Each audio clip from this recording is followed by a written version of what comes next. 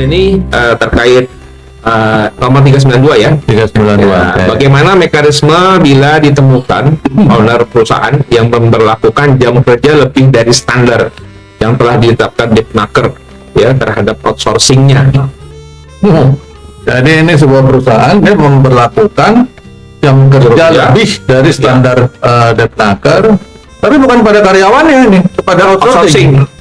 Ya, pada outsourcing. Padahal ini perusahaannya prinsipal ya, perusahaan prinsipal, kemudian dia kepada perusahaan outsourcingnya dia perintahkan untuk karyawan outsourcing itu bekerja lebih dari jam. Ya. Sebenarnya ini seharusnya tidak menjadi masalah apabila atau sepanjang jam kerja yang lebih dari normal atau dari standar ini dibarengi dengan pemenuhan hak si karyawan, yaitu upah lembur. Ya. Jadi ini nggak akan jadi masalah, nggak perlu harus akhirnya pertanyaan ini nggak perlu muncul kan? Betul. Gimana caranya kalau ditemukan gini? Nah, kalau pertanyaan ini muncul, asumsi saya biasanya ini muncul karena si pihak prinsipal tadi memberlakukan jam kerja lebih panjang dari ketentuan khusus terhadap perusahaan outsourcing yang menugaskan karyawan outsourcing di perusahaan prinsipal, tapi tidak mau bayar lembur. Ya. Nah, maka muncul pertanyaan ini. Biasanya kan begitu. Maka apabila ini ditemukan di lapangan, sebenarnya yang harus kita pahami pertama adalah status hukumnya dulu.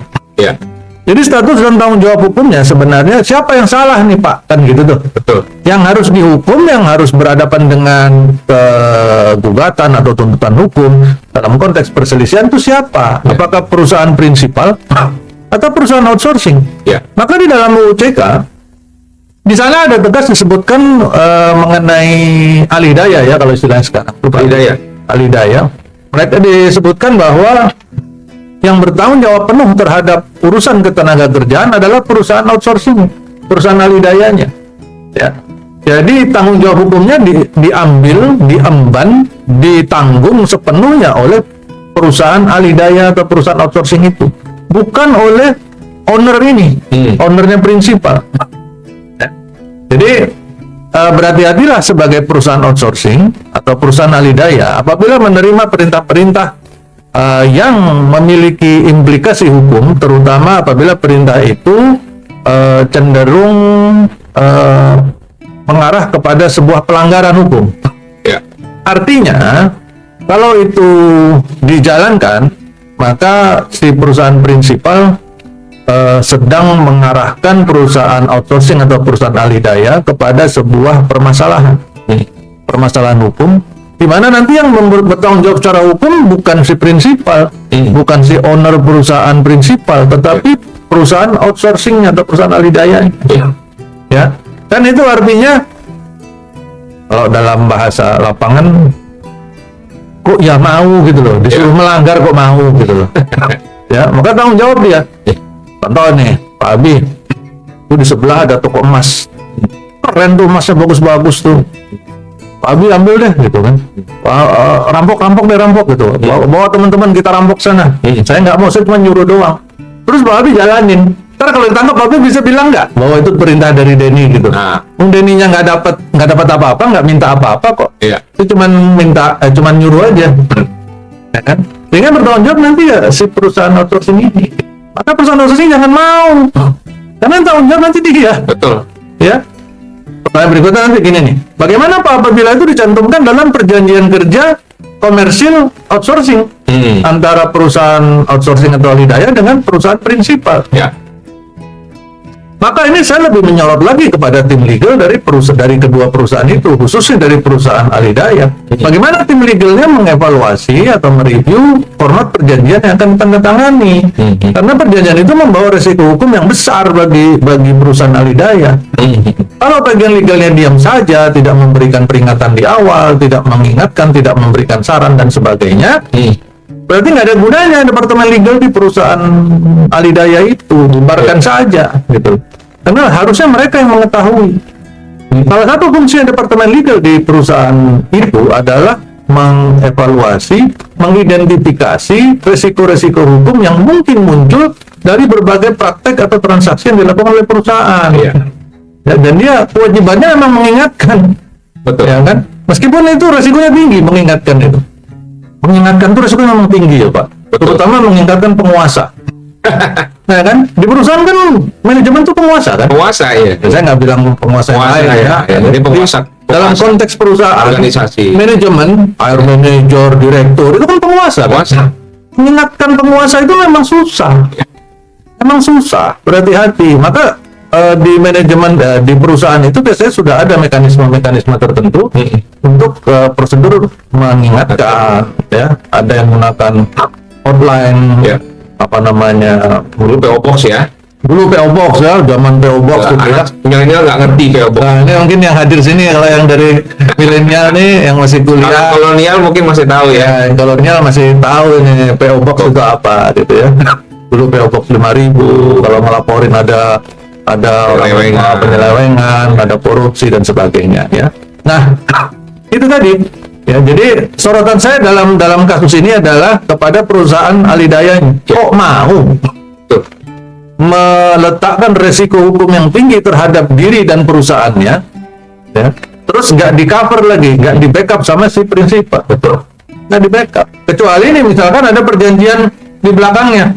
Oke, ini jam kerjanya lebih. Nanti kalau ada apa namanya segala bentuk tuntutan dan sebagainya, apabila itu disebabkan oleh perintah tertulis dari pihak prinsipal, maka dampak hukumnya akan ditanggung oleh pihak prinsipal. Silakan. Kalau bisa dituntut kerugiannya kepada pihak prinsipal atau si owner ini boleh-boleh saja. Betul. Ya, misalkan teman-teman legal berhasil memasukkan satu klausa antisipatif di dalam format perjanjian komersilnya, komersil outsourcing ini, di mana di sana ada ketentuan yang kurang lebih mengandung makna bahwa apabila ada perintah dan bisa dibuktikan itu perintah dari si prinsipal dan ternyata itu melanggar perundangan, maka pihak prinsipal akan ikut bertanggung jawab dan sebagainya. Nah, kalau itu bisa dilakukan, bagus, silahkan. Ya kan? Jadi sebenarnya perusahaan outsourcing nggak perlu khawatir. Nah ini kan aneh, perusahaan outsourcingnya kok mau aja gitu. Ya. Nah, karyawan yang mengetahui hal ini sebaiknya segera lakukan prosedur keberatan atau paling tidak melalui proses perselisihan. Ya, apabila ada serikat di perusahaan itu datang kepada serikatnya, minta serikatnya untuk bergerak. Kalau nggak ada serikatnya, bisa datang kepada serikat lain di perusahaan lain di luar atau federasi atau kantor-kantor federasi di luar. Ya, kemudian atau langsung datang ke Dinas Tenaga Kerja atau datang kepada pegawai pengawas di Dinas Tenaga Kerja setempat, laporkan, sampaikan informasinya, pengaduannya, biar mereka yang bergerak. Pak, saya takut nanti saya yang dipecat, Pak. Pecat. Nah, kalau gitu